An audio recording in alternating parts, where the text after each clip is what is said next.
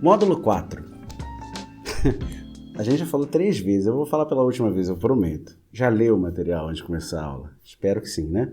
Já deu para entender que eu não vou repetir o que você tem no seu material, mas é muito importante você chegar com alguma bagagem já. Quero dizer que qualquer leitura que você faça previamente ao vídeo vai te ajudar muito mais do que você vir a assistir o vídeo primeiro, tá bom? Então vamos falar do módulo 4. O módulo 4 ele fala sobre a identificação do que é uma habilidade crítica dentro do seu negócio. Dentro do módulo 4, nós temos 5 tópicos, tá? Eu e minha cola aqui, ó. Primeiro, como é que eu vou mapear as competências que são essenciais, propriamente dito? Depois, como é que eu analiso a performance e o potencial? Como é que eu vou fazer isso se tornar alguma coisa mensurável? Terceiro, como é que a gente analisa o cenário do futuro? Ou seja, como é que eu começo a prever o que eu preciso ter de habilidade de preparação do meu time agora, para no futuro eu estar pronto. Quarto, habilidade técnica versus habilidade comportamental. Às vezes elas se complementam, às vezes elas se atrapalham. Quinto e último, ferramentas para identificação dos talentos. Para a gente poder entender essas habilidades e entender as pessoas que se destacam com as habilidades, a gente vai ter que ter uma ferramenta para entender o que é um talento dentro dessa concepção. A gente usa muito esse termo talento sem parar para pensar o que representa para o negócio. É isso que a gente vai discutir. Então vamos lá. Vamos falar primeiro do mapeamento de competências essenciais, né? Eu falo assim, como é que seu ambiente funciona? Pensa, você é uma empresa onde o dashboard é mais importante do que uma planilha, por exemplo? Como é que o seu time se movimenta? Como é que é o dia a dia dos departamentos? Como é que seus colaboradores se comportam, se comunicam? Você consegue, com algum esforço, não é tão fácil assim, mas transmitir uma ideia de, olha, nós precisamos criar um mapa de calor, identificar um radar aqui de dados e ter um diagrama de sobreposição que nos diga que isso com aquilo gera tal coisa. Parece uma linguagem meio, assim, flutuante, mas não é não. Ela identifica o tipo e o amadurecimento deste tipo dos índices que o seu time tem de habilidade, de várias formas aí que a gente vai discutir. Então, onde as coisas se sobrepõem? No seu time. Onde que tudo se encontra? Qual é o entendimento entre adotar uma ferramenta digital nova e usar o que eu já usei a vida inteira? Eu tenho um exemplo muito interessante aqui. Google Maps e Waze, acho que todo mundo que está aí do outro lado conhece. Existe uma geração de pessoas, de profissionais até, que não procuram mais nem no Waze, nem no Google Maps o endereço de algum lugar. Sabia disso? Pode fazer uma enquete aí com o seu time. Se você tem a geração Z para frente, você já vai ter casos assim. Onde o profissional ou o indivíduo, ele busca um lugar, efetivamente, geograficamente falando, um mapa, né? Igual o GPS, uma rota para tal lugar, no TikTok. E o que você encontra no TikTok são pessoas que gravaram os seus translados do ponto A ao ponto B. Então a pessoa se grava aqui, olha, você vem até a rua tal, vira à direita, aí você vai subir aqui, aí tem uma escadinha, e nessa escadinha você vai encontrar essa porta amarela, e é nessa porta amarela que você vai encontrar o lugar ABC. Parece uma coisa meio estranha, mas é extremamente disruptivo com a forma anterior de se localizar um lugar, utilizando o GPS, que em si é uma forma evolutiva do mapa. E é aí que está a razão da disrupção, tá? Aí que a gente precisa entender. Por que alguém iria ao TikTok ver alguém andando, pegando um ônibus ou um Uber para ir a tal lugar, em vez de procurar um mapa? Bom, porque entre a primeira geração, Baby Boomer, e a geração que está consumindo o TikTok, os mapas cartográficos deixaram de ser uma forma comum de comunicação.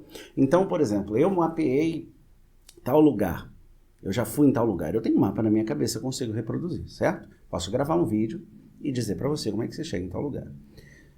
A minha geração, a gente ia a tal lugar usando mapa impresso. Então a gente pegava um guia 4 rodas e outras coisas do tipo, abria aquele negócio enorme e falava, eu tenho que sair daqui, para lá e tal. Mapas faziam parte do nosso dia a dia, mapa impresso. Não faz parte do dia a dia dessa galera, nem mesmo na escola. Os mapas já são digitais, os mapas são de baixa relevância com relação ao que eles significavam no passado e o que significam hoje. Então, a adoção dessa ferramenta digital ela traz um comportamento de habilidade diferente. Uma habilidade de adaptação, uma habilidade de entendimento.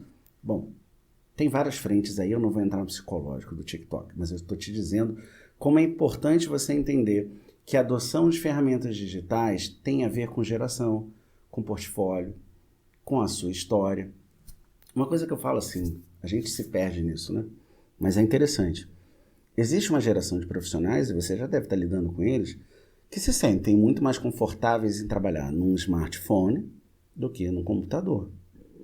Que entendem mais de software e edição e capacidade de fazer coisas utilizando aplicativos que estão no smartphone do que um programa num sistema operacional fechado. Portanto, eles terão grande dificuldade de usar uma planilha, usar o famoso Microsoft Office, o Excel, o rei de todos, ou até mesmo o Google Sheet, ou qualquer uma das suas versões de LibreOffice, Unix e tudo que a gente tem por aí. Porque não é uma linguagem que lhes é familiar. Entender essas pequenas variações de competências não é jogar fora e dizer que a gente precisa do Excel. Então, se você não conhece o Excel, você não presta. Não é isso. Você vai ter que olhar a sua habilidade em aprender, a sua habilidade em adotar, a sua habilidade em analisar dados. Então, existe uma coisa sobre mapa de necessidade. O que é o mapa de necessidade? Vamos voltar para o nosso desenho. Eu vou continuar de onde eu parei, porque eles estão falando a mesma coisa. Então, o mapa de necessidade, ele nasce quando você entende que existem perguntas de negócios a serem respondidas no seu negócio, no seu departamento, no seu time. Em qualquer grandeza que você escolha, sempre vão existir perguntas de negócio. Mapa de necessidade você vai ao departamento do Augusto. Augusto é um cara que fala sobre vendas e produto.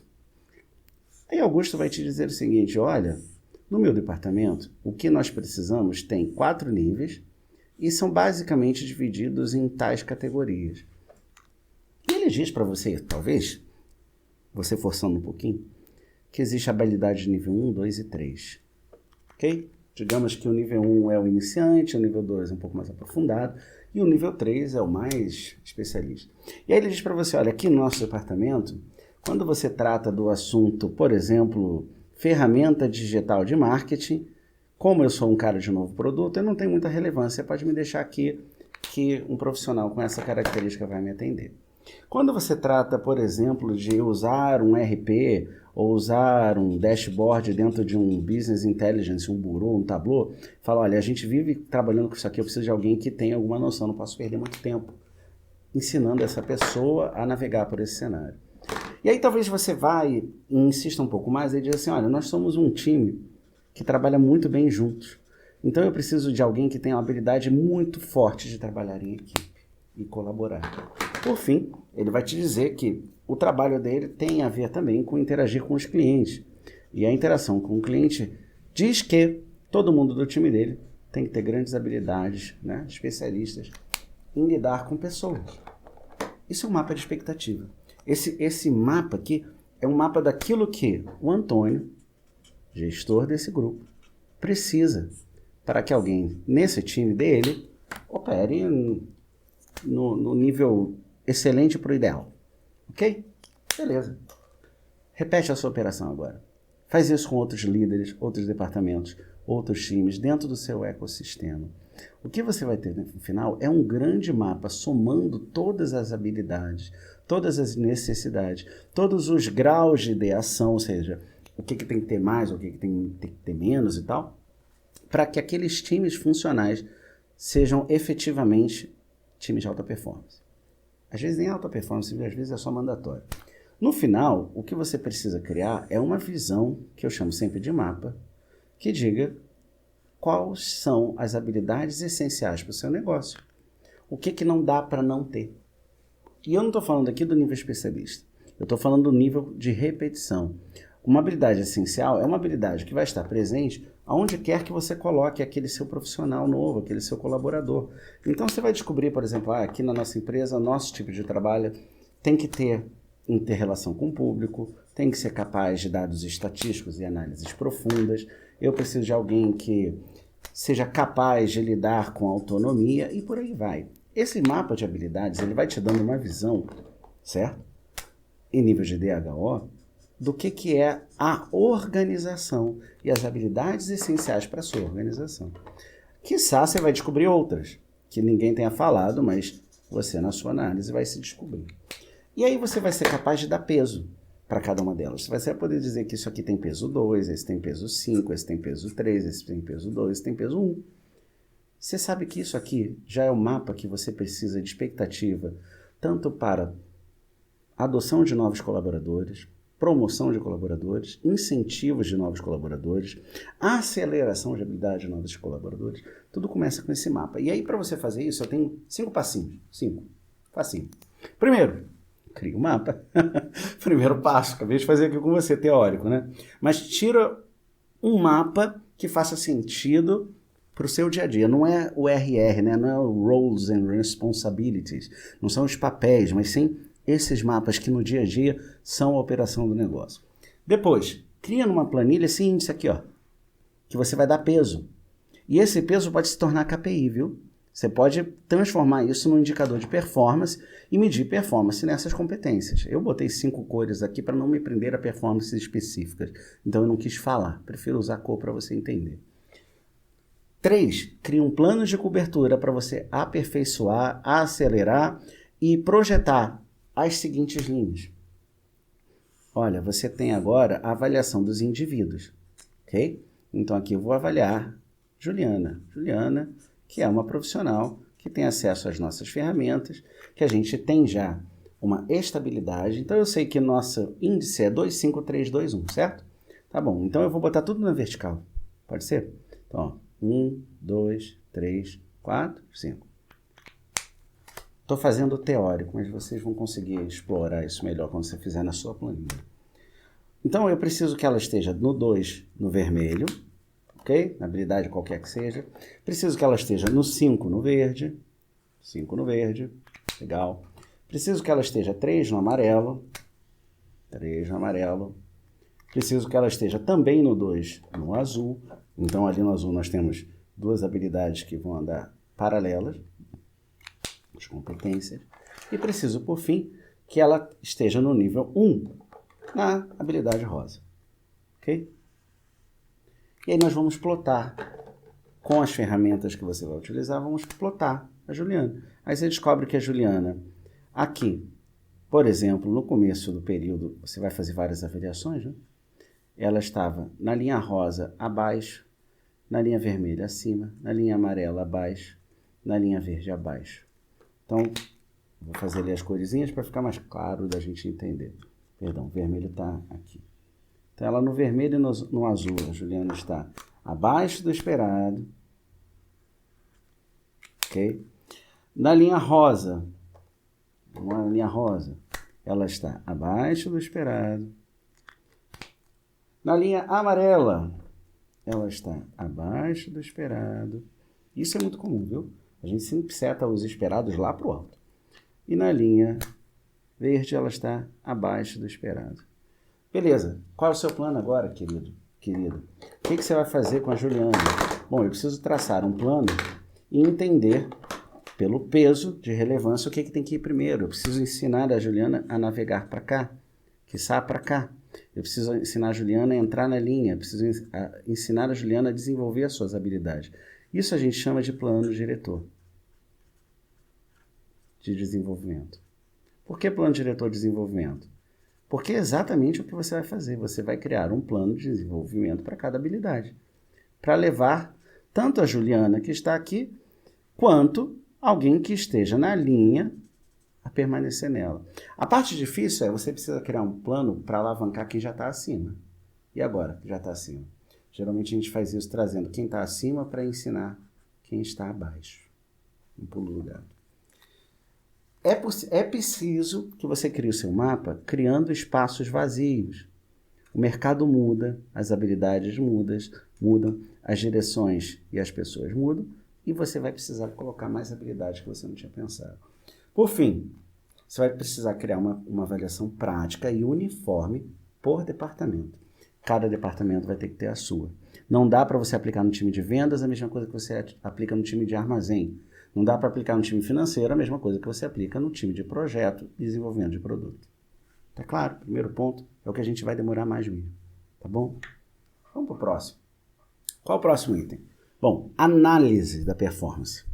Análise da performance é um negócio complicado, porque você tem que começar a perguntar assim, como é que eu avalio quem tem potencial alto e quem tem alta performance? Existem duas coisas, tá? E eu vou falar isso dela já aqui para frente para vocês.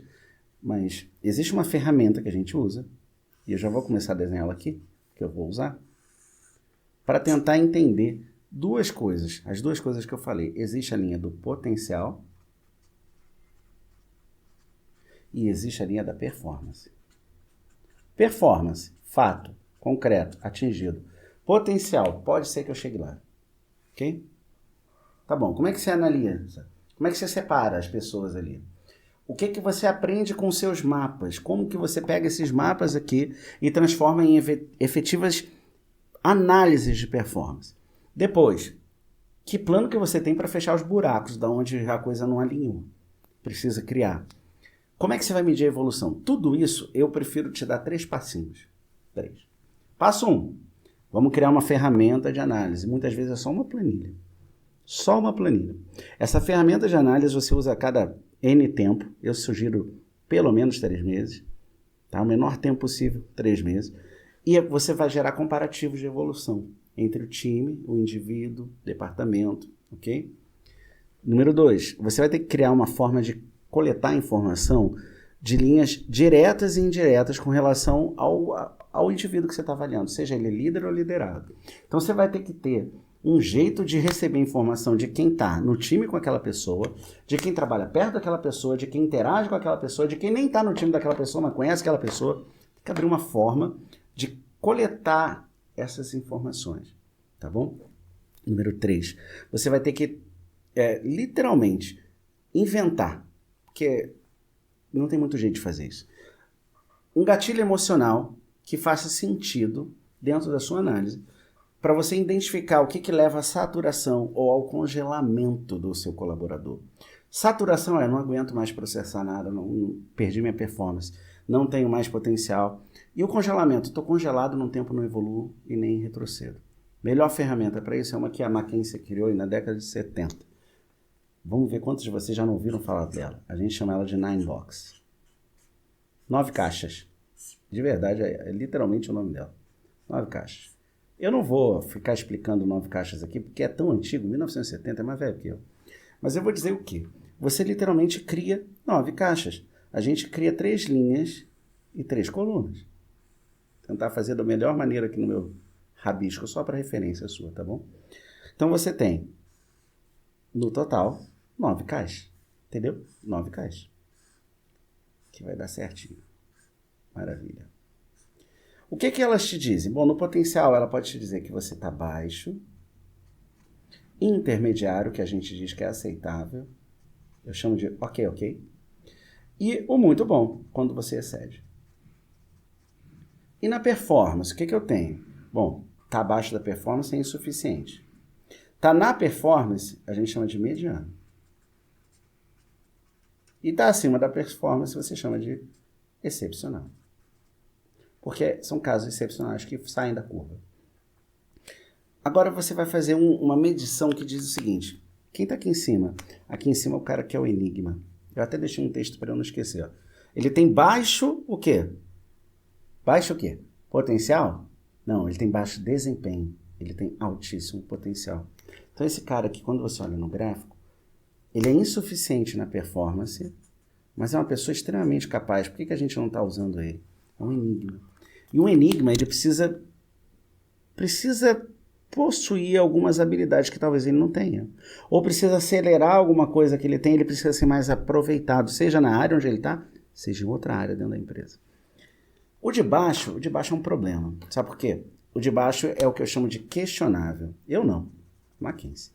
O questionável, ele é alguém que está mediano no potencial e baixo na performance.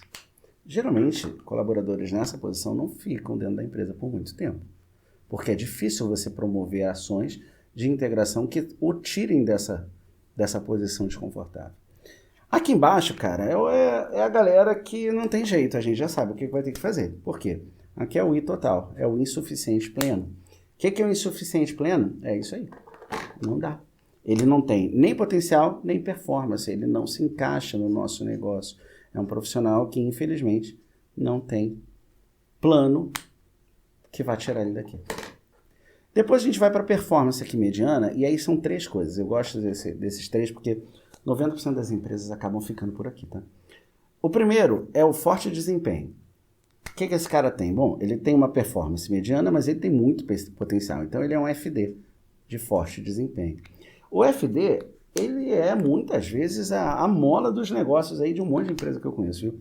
É aquela galera que você diz, mas é mediano. Mas o mediano é que opera o dia a dia. O mediano é que toca a bola para frente. O mediano, eles são profissionais de alto impacto e que têm crescimento. Eles continuam crescendo. Quem é o do meio? O meio com meio. O meio com meio é o engraçado, né? Que a gente chama de mantenedor. Isso está no material, tá? Eu só estou rabiscando aqui, mas vocês têm o Ninebox material e o Google é melhor do que eu para vocês verem o que isso representa nos seus detalhes. Mas o mantenedor é um tipo de profissional que você quer fazer o quê? Adivinha? Manter. Ele ali é o seu pão nosso de cada dia. Ele é moderado, mas toca bem a posição atual. Às vezes 80% da sua força de trabalho se encontra nessa posição. Isso já é muito bom para uma empresa. Quem é essa galera aqui embaixo? Bom, essa aqui é uma galera que eu não concordo com a nomenclatura, mas é chamada de eficaz. O que a galera eficaz é? Ela tem desempenho moderado, mas não tem mais potencial. Ela já está no potencial máximo, daquela não vai passar. Então, porque não tem potencial para um dia, o que acontece? A médio e longo prazo é um profissional que vai ficar desmotivado, provavelmente vai pedir desligamento ou vai perder o pouco de performance que ele tem, né? E regredir aqui para o I, e na hora que ele regredir para o I, aí não tem jeito. Bom, lá em cima, quem fica lá em cima, Márcio? Já está fácil, né? É o AP, alto potencial. O alto potencial é alguém que performa à revelia do que está acontecendo na empresa, uma alta performance, ou seja, performance excepcional, e ainda assim tem muito potencial, tem muita coisa para fazer. Daqui saem os novos líderes, os novos diretores, os novos heads. É dessa galera aqui que a promoção tem que ser olhada com muito carinho, porque o que a gente vacila muitas vezes enquanto DHO, ou às vezes como gestor? A gente acaba tentando puxar daqui, a nova liderança, os mantenedores. Não, mantenedor é para manter. A nova liderança, ela precisa ser além do lugar comum. A nova liderança precisa inspirar. Para essa galera, uma das chaves, né, de destrancar esse potencial aí e sair para novos resultados são novos desafios. Novos mercados, novos produtos, novos desafios da empresa nascem sempre com a entrega desse pessoal. Bom, alto potencial. E quem é de baixo? É o forte desempenho de novo, sabia? Só que ele tem menos potencial e tem mais entrega. É literalmente o mesmo comportamento do FD ali em cima. A diferença é que um está mais focado em potencial de crescimento e o outro está mais focado em entregas além do esperado. Time de venda tem muita gente assim. Bons times de venda, né? Times de produto que vendem bem para empresas, geralmente tem o seu time de venda localizado aqui. E quem é o último? É excepcional, mas não tem mais potencial para dar. Esse a gente chama de comprometido. Esse é alguém que você precisa manter, mas que não vai ser o novo líder do negócio. Não vai passar de surpresa ali, fulano virou o head nacional. Não vai. Ele vai ficar na posição que ele está, com pouco desejo de ascensão, que esse é o tipo de comportamento, e mesmo que deseje, aí é o ponto do DHO, tá? Eles não têm as habilidades necessárias para o comprometimento de coisas que o AP tem. Então, esse é o mapa que te dá uma visão de como está dividido aí a sua galera. Esse é o mapa que te permite, portanto, mapear as competências essenciais. O Ninebox é uma ferramenta que, dificilmente a gente vai encontrar uma coisa mais legal do que isso. É bem antigo e funciona muito bem.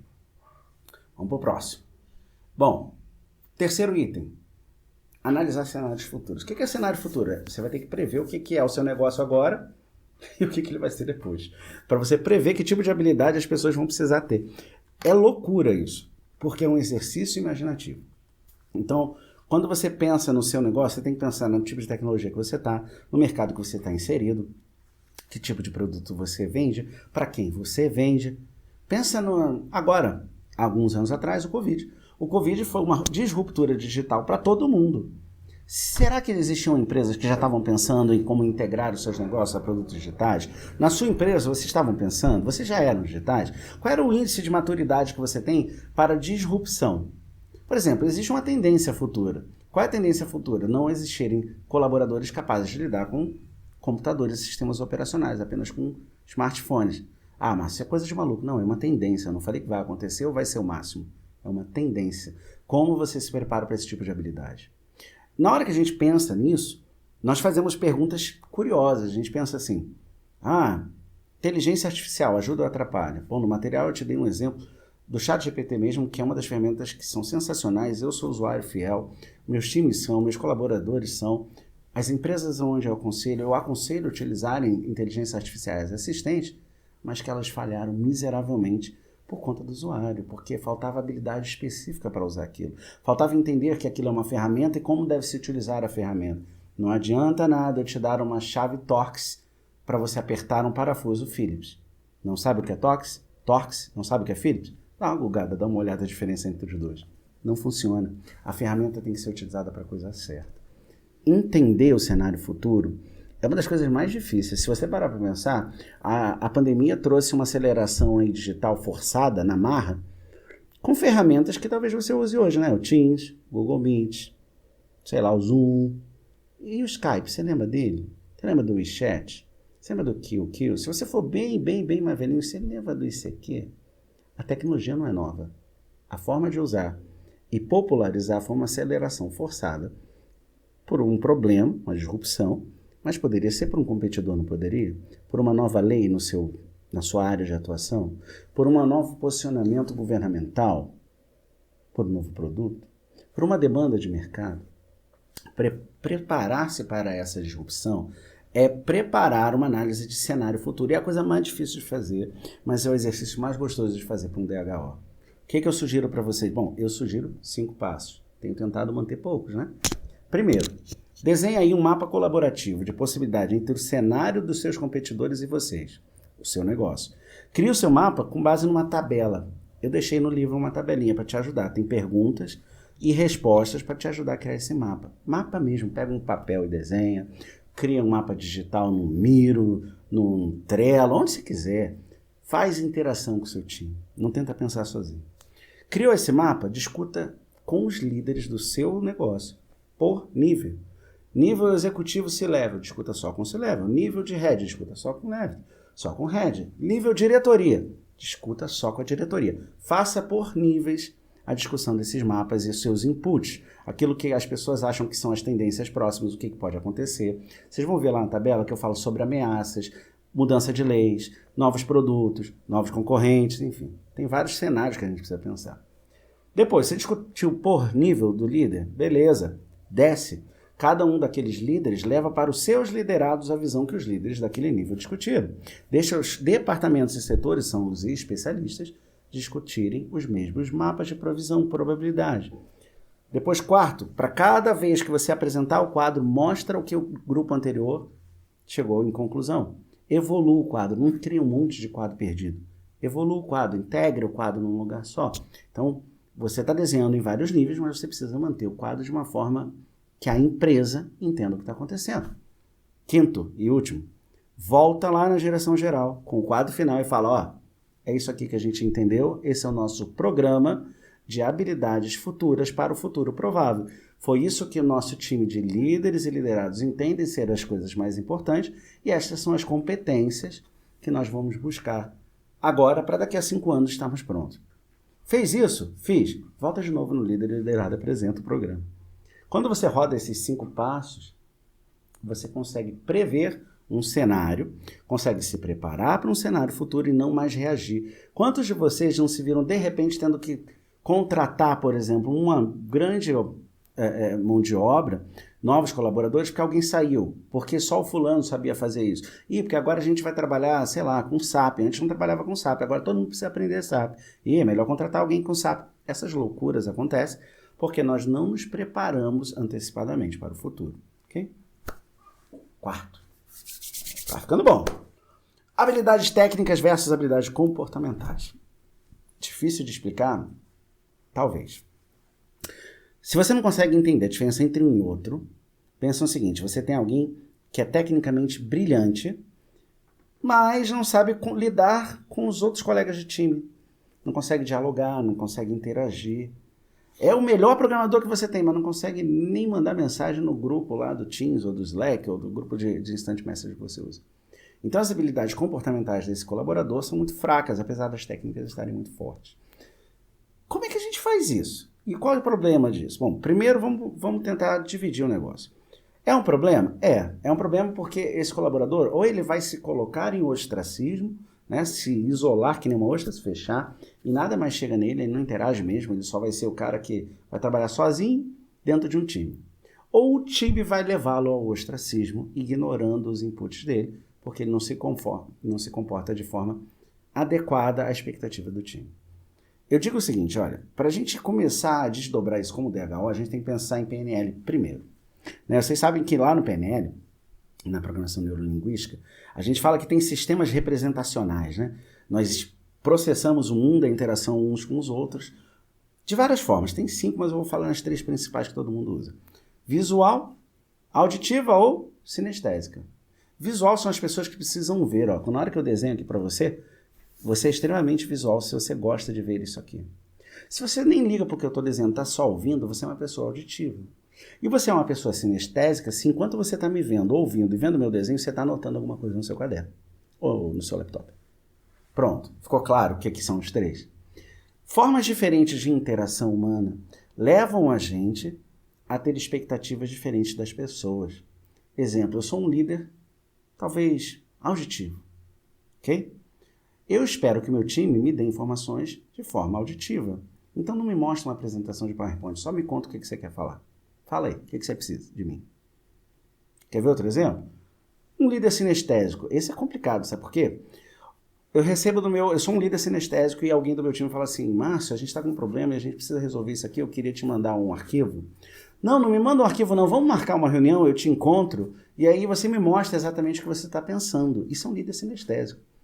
Mesmo que a reunião seja digital, viu? Um líder sinestésico precisa ver, ouvir e interagir.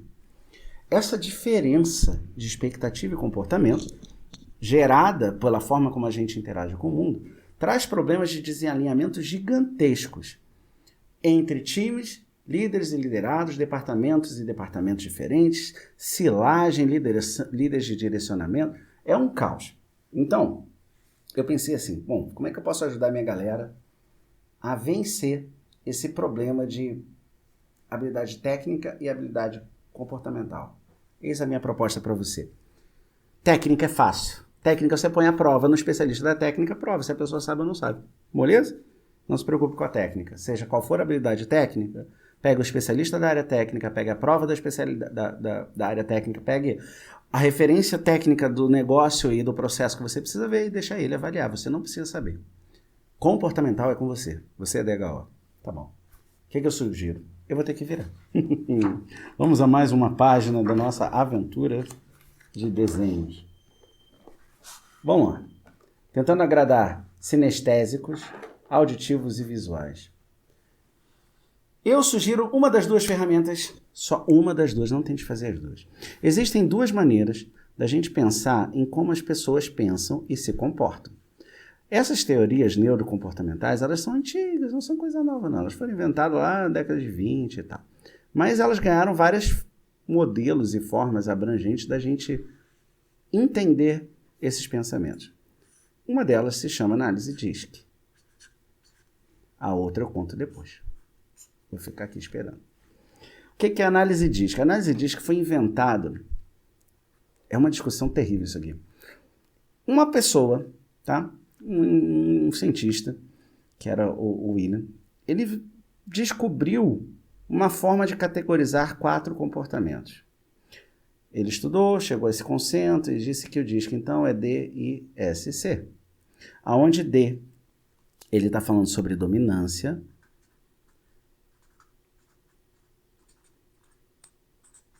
onde o I, ele está falando sobre influência,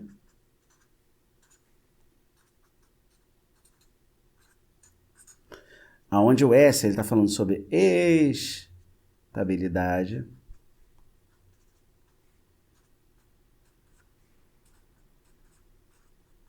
E aonde, no C, ele está falando sobre conformidade. Obviamente em inglês, porque ele era um professor de Harvard, lá em 1928, por aí. Conformidade. E aí ele lança essa teoria psicológica, neurocomportamental, cria uma série de estudos estatísticos, cria uma série de estudos de comportamento, se você pensa nisso é melhor que isso, aquilo é melhor do que isso, e por aí vai.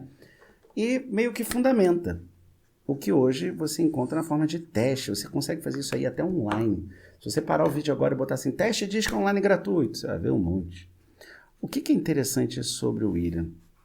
E aí tem um pouco mais de referência do William no material, não vou ficar contando a história dele, mas é um camarada bem curioso.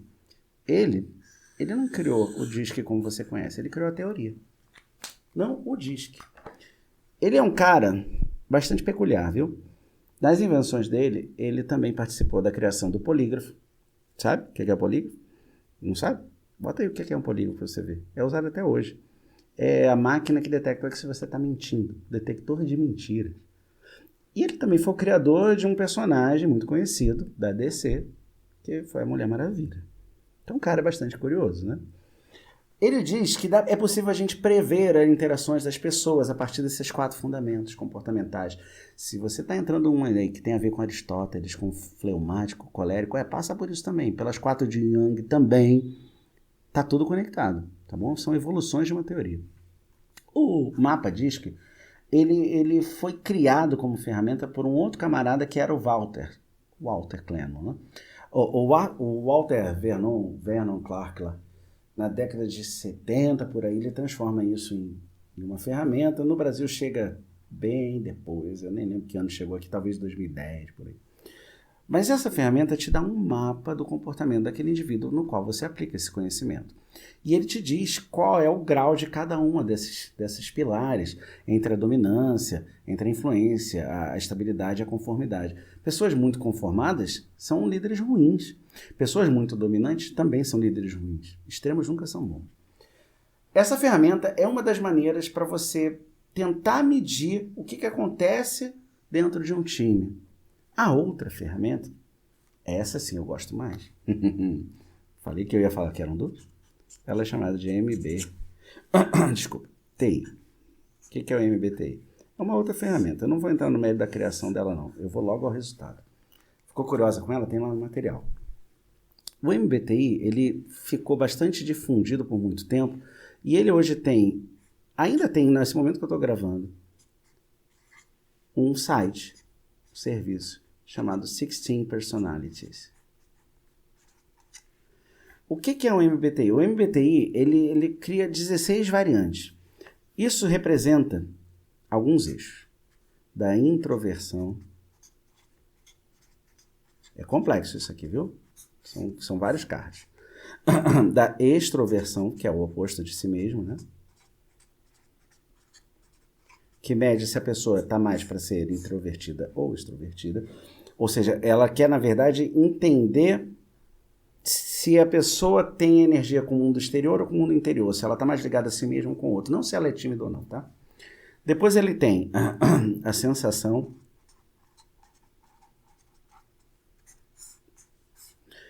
e a intuição. São os outros 2 cards. Esses cards estão muito mais ligados à maneira como você compila a informação. Se você prioriza replicar a informação ou se você traz uma informação mais criada por você mesmo. Depois ele tem a racionalidade.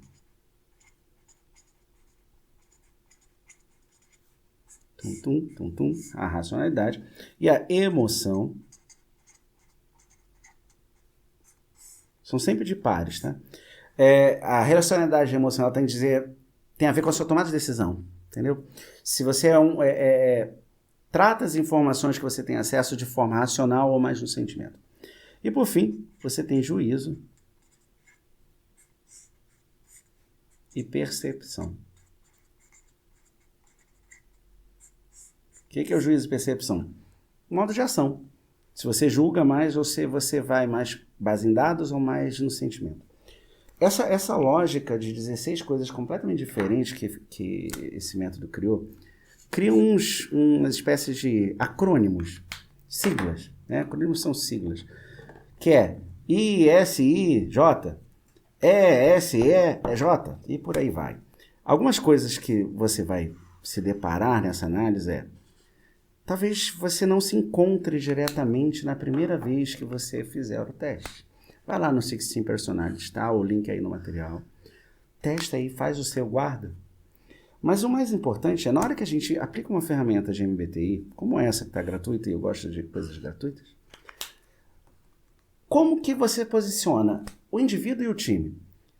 O grande valor aqui não é só saber o comportamento do indivíduo. Esse, claro, é um valor sensacional. Você saber como esperar que a pessoa se comporte dentro de um cenário, dentro de um time, é muito importante. Mas saber também quais os efeitos das escolhas, das montagens de time. Na hora que a gente vai colocar um candidato ou fazer a promoção de alguém de um time A para um time B, ou mesmo só colocar alguém que está vindo de fora, né, do nosso ecossistema no nosso ecossistema, dificilmente a gente para pensar neste aspecto do comportamento. Ele, de novo, não tem que ser um aspecto do comportamento que vai jogar fora o candidato, de maneira alguma, mas vai te dizer aonde melhor esse candidato vai ser aproveitado. A gente está falando de talentos e habilidades. Se você não souber exatamente aonde aceitar, aonde colocar essa pessoa para que ela seja a sua melhor versão de si mesmo, você pode jogar recursos valiosos pelo lixo. Então, nesse trato, nesse assunto, eu só tenho uma dica para você. Vai lá no 16 Personalities, faça o seu teste, faz o teste do seu grupo de DHO primeiro e vê se vocês, como grupo, fazem sentido em trabalhar juntos. Ou será que você detecta a razão de algumas tensões e alguns problemas só pelas personalidades? O DISC é bom também, mas o MBTI ele é um pouco mais aprofundado e eu particularmente prefiro ele, tá bom? Para a gente encerrar esse módulo, como eu prometi, como que você vai fazer isso? Que ferramenta que eu vou usar para identificar então os meus talentos? Se eu já usei os mapas, Márcio, se eu já criei as expectativas, se eu apliquei até o MBTI, tem até os resultados aqui dos personagens. Bom, vamos lá. Como é que eu identifico os talentos? Tem 3 problemas. Primeiro problema, viés do gestor. O que é o viés do gestor? Bom, a preferência pessoal do gestor, os problemas que ele tem, o desafio que ele tem com o grupo. Isso pode ofuscar a performance, pode ofuscar o talento. Segundo viés, o viés do liderado. Quando o liderado tem uma percepção de mundo diferente do time. Olha aqui o problema de interação. Quando você é extremamente julgado no juízo e o seu liderado é extremamente na percepção. Isso aqui já causou um desalinhamento, isso aqui já tem um viés. Esse viés do liderado pode fazer com que o liderado se torne alguém de baixa performance, desengajado. E ele era alta performance. Lá naquele nosso mapa do 19 Box, ele talvez fosse alta performance para você. Mas, como ele não se entende com o time, operação tartaruga, né? Terceiro viés dos comportamentos sociais. Como é que esse time funciona? Quais são as barreiras de geração que tem no time? Onde que o time está inserido? Que insegurança profissional pode ter aquele profissional inserido nessa discussão? Os mapas de significados, eles são muito importantes para você entender como posicionar alguém de forma correta no time correto. Às vezes, pequenos ajustes do time são funcionais. Às vezes você tem um grupo bastante homogêneo. Todo mundo pensa igual, todo mundo age igual, as pessoas gostam das mesmas coisas, as pessoas gostam dos mesmos tipos de interações de significados e representatividades. Quando a gente fala de PNL, por exemplo, todo mundo nesse time é cinético, então eles vão adorar ter reuniões, eles vão adorar dar os seus próprios insights nas reuniões, participar falando. E aí você tem um novo colaborador, novo não, de repente ele está lá o tempo inteiro, mas é alguém que está sendo apontado como baixa performance, ou alguém que não encaixa no time. Aí você vai olhar o mapa MBTI desse colaborador, sozinho ali, ou melhor, vamos fazer uma menininha aqui, vamos fazer Antônia, pronto. Todo mundo é Antônio, então tem a Antônia. A Antônia, Antonina, melhorou. A Antônia, ela tem uma característica diferente, ela é uma pessoa extremamente auditiva, ok? Toda baseada no juízo, ela é introvertida, ela é intuitiva, ela é racional e ela é juízo, ok? Ela puxa estas características do mapa dela. Esse time que possui uma integração boa, que é um time que ganha prêmios, é um time com resultados diferenciados, é um time que todo mundo olha, os outros líderes olham para esse time e falam, pô, mas o time do fulano, cara, é um time que dá resultado, é um time que destaca a gente aqui na empresa, no negócio, é um time bastante relevante, é um time que tem performance atrás de performance. Tá bom, qual é a característica deste time aí? Bom, se você fizer um mapa nos 4 indivíduos ali, você vai descobrir que, por exemplo, eles são, em sua maioria, extrovertidos, baseados em sensação, eu estou sendo bem radical agora, tá? Em emoção e em percepção. Peraí que você fez uma coisa agora, Márcia, eu fiz mesmo. Eu peguei esse time aqui e disse, ó, esse cara vem daqui, esse cara vem daqui, esse cara vem daqui, esse cara vem daqui, para construir um time. Me diga uma coisa, isso aqui está encaixando? A pobre da Antonina, está encaixando no time? Não. E a performance dela, tá boa ou tá ruim? Tá ruim. Será que tá ruim mesmo? Ou será que eu preciso fazer um realinhamento? Será que eu preciso medir de forma diferente? Será que eu preciso dialogar com o grupo? Dialogar com o líder? Muitas vezes o que a gente precisa fazer é, número 1, aplica o mapa, vê a diferença. Tenta entender os desafios, os pares daquele grupo dentro da organização. Como é que é o resto da organização? Um time de vendas não é um time de desenvolvimento. Comportamentos diferentes, mapas diferentes. Número 2, gestão de expectativas de cunho social. Muitas vezes a gente pode criar um espaço colaborativo de fórum dentro de uma rede. Você tem aí sua rede privada, você tem o seu Teams, você tem a intranet da empresa, você tem um monte de coisa. Você pode criar lá um fórum onde as pessoas podem contribuir com tópicos, ajudar a responder perguntas e, olha que legal, receber validação, pontuação, agradecimento da própria comunidade. Olha, eu gosto muito da resposta do Marcos. O Marcos sabe falar muito aqui sobre edição de vídeo. Legal, então o Marcos se torna um especialista para a comunidade em edição de vídeo. Esses reconhecimentos sociais muitas vezes revelam talentos que estão ocultos pelos problemas de desalinhamento. Então, o que eu digo? De forma universal, se você quer resolver o problema de talento de forma universal, na empresa inteira, crie um espaço social da sua própria empresa, tá? Não se preocupe com rede social, não. Um espaço social que às vezes pode ser tão simples quanto um cartazinho, às vezes mais simples como uma cerimônia que você faz a cada 15 dias, uma semana, ou talvez uma rede social incentivada.